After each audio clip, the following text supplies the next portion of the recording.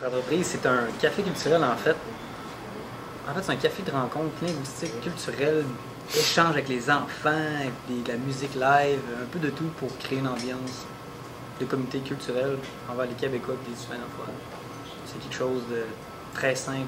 En fait, ça sonne très compliqué. Ouais, très simple, mais c'est... Mais en fait, c'est ça. On a un concept de café le jour.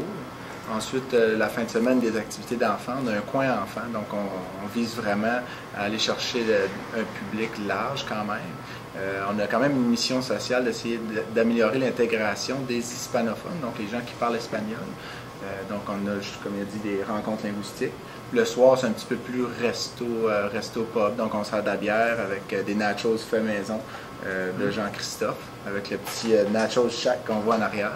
En fait, ces nachos sont faits à la main, là, vraiment maison. C'est un cuisinier d'expérience, meilleur nachos en ville. Et puis, c'est ça, on a plein de communautés, des soirées thématiques de toutes sortes, vraiment pour favoriser la culture, que ce soit des pièces de théâtre, des poésies, des open mic, ouais, des levées de fonds pour toutes sortes d'organismes, des groupes de musique. Donc, on essaie d'incorporer le plus de gens qu'on peut dans notre mission d'échange culturel. Moi, ça m'a beaucoup aidé à savoir un peu c'est quoi une entreprise, comment tout ce qui est les volets entrepreneurial. Tu sais, c'est vague de dire, OK, je suis entrepreneur, mais s'il y a tellement de sections, exemple dans un plan d'affaires, de décrire le marché ciblé,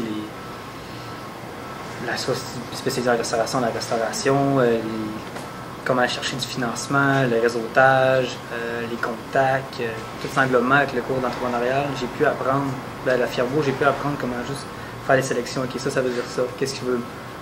Pour avoir cette option-là, il faut aller chercher telle personne qui peut t'aider, l'autre personne qui peut t'aider, puis avoir une solution qui peut créer avec un petit programme, plan d'affaires, parce que veux pas, c'est quand même très difficile de faire un plan d'affaires comme ça, même si le programme donne toutes les aides, puis ça c'était parfait, parce qu'on nous donne, les professeurs sont toujours là, tu rencontres des gens quand tu rentres dans la salle de ton cours, les gens sont passionnés par ce qu'ils veulent faire, puis sont prêts à donner. Tu rencontres, tu serres la main, salut, puis hey, moi je peux t'aider, les contacts se fait directement, même le premier jour. Puis tous les soutiens, le support qu'ils nous donnent, niveau le site internet, Fierbourg, tu rentres dans l'école Fierbourg, tu te sens accueilli.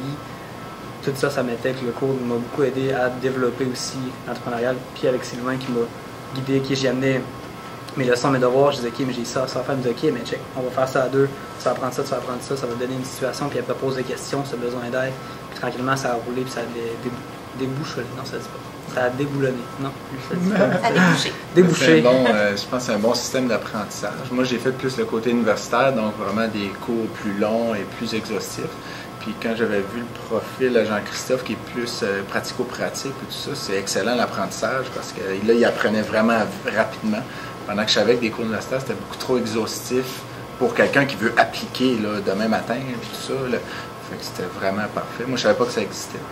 Quand j'ai vu, quand il a trouvé ça, j'étais comme, hey, inscris-toi, c'est vraiment ce que ça prend comme outil.